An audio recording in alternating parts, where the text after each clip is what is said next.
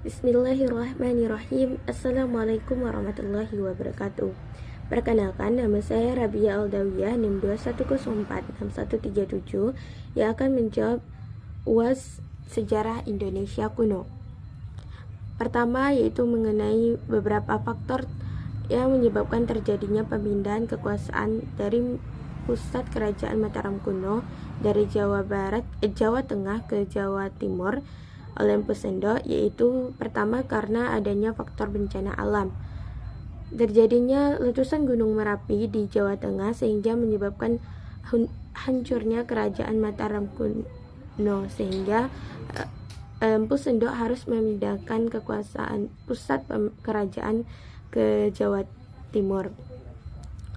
Dan kenapa Empu Sendok sampai mengubah namanya, yaitu dia mendirikan sebuah dinasti, yaitu dinasti Isyana, yang mana dinasti tersebut merupakan keturunannya yang nantinya akan menjabat atau memegang kekuasaan di kerajaan Medan Kemulan. Sedangkan kenapa beberapa negara yang melakukan pemindahan ibu kota saat ini tidak mengubah namanya, yaitu karena negara tersebut tetaplah negara itu, tidak seperti pada masa Empu Sendok tersebut tidak menginginkan agar dialah nanti yang keturunannya lah yang nantinya berkuasa. Kerajaan tersebut sebuah kerajaan tentu di mana berdasarkan garis keturunan, sedangkan negara-negara saat ini tidak, tetapi berdasarkan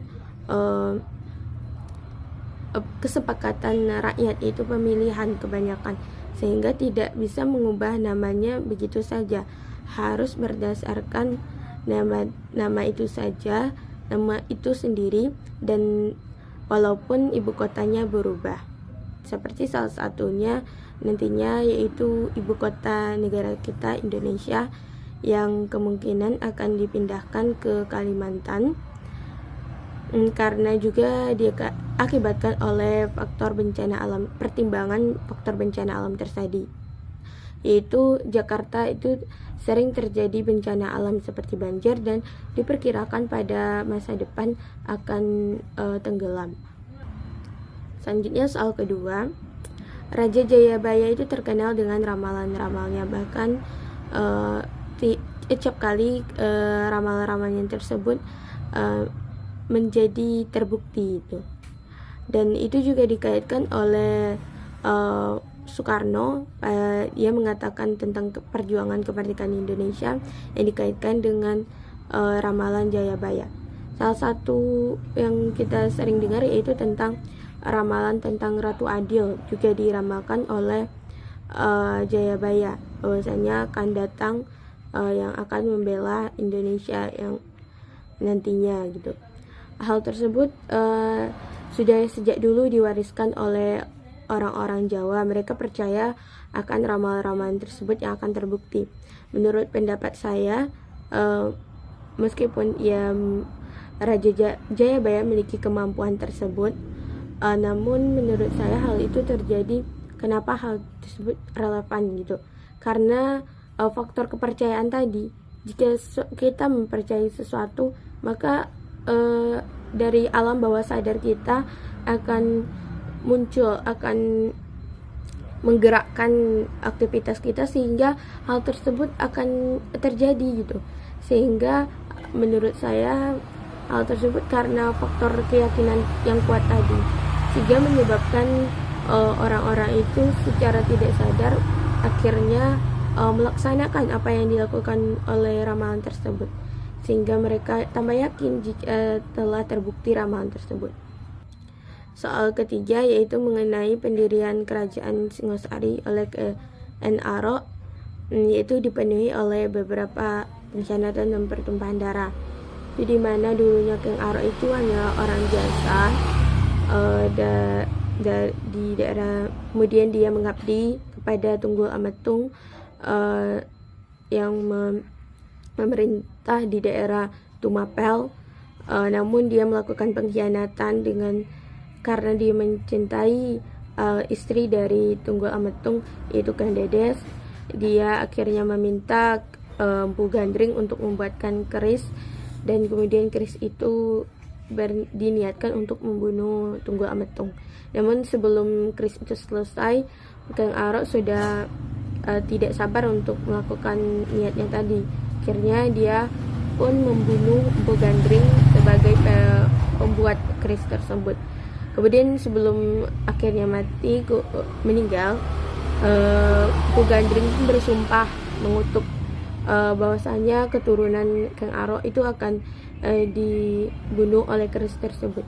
Dan hal tersebut benar terjadi setelah dia berhasil mendirikan kerajaan dan membunuh Tunggul Ametung. Keris tersebutlah yang akhirnya juga membunuh dia dan keturunannya. Yang hal tersebut disebabkan oleh balas dendam dari anak Tunggul Ametung juga, dan kemudian ada balas dendam juga dari anaknya, dan berlanjutlah secara beberapa periode gitu. Kemudian apa yang dapat kita ambil dari peristiwa tersebut, yaitu kita dapat mengambil pelajaran bahwasanya sesuatu yang dimulai dengan kejahatan maka akan berbuah pada diri kita sendiri. Jika kita memulai sesuatu dengan keburukan, maka hal tersebut juga akan berimbas kepada kita. Kita yang akan memperoleh hal tersebut gitu. Sehingga dalam memulai sesuatu, mulailah dengan sesuatu yang baik dan jangan dicampur adukkan dengan keburukan. Soal terakhir yaitu tentang pengucapan Sumpah Palapa yang dilakukan oleh Gajah Mada pada saat dia diangkat sebagai Mahapati. Hal tersebut sebagai cita-citanya untuk menyatukan seluruh Nusantara dan memperluas wilayah kekuasaan Majapahit. Dampak dari pengungkapan cita-citanya itu sumpahnya tadi, kerajaan Majapahit menjadi kerajaan yang besar dan melakukan ekspansi yang luar biasa ke berbagai tempat, bahkan juga sampai ke luar Nusantara sendiri. Hal tersebut memberikan energi kepada dia dan semangat kepada dirinya dan pasukannya, sehingga dia tidak akan mudah menyerah terhadap pencapaian sesuatu. Dia tidak akan mudah puas sebelum hal tersebut terlaksana. Dan di wilayah Nusantara sendiri, ekspansi yang dilakukan oleh Gajah Mada itu luar biasa sampai ke Bali, juga Sumatera gitu. Wilayah kekuasaannya luas karena energi dari Sumpah Palapa tadi. Ya, Sumpah Palapa tersebut merupakan bukti pengabdiannya kepada Majapahit. Sekian yang dapat saya sampaikan. Apabila ada kesalahan, saya mohon maaf. Assalamualaikum warahmatullahi wabarakatuh.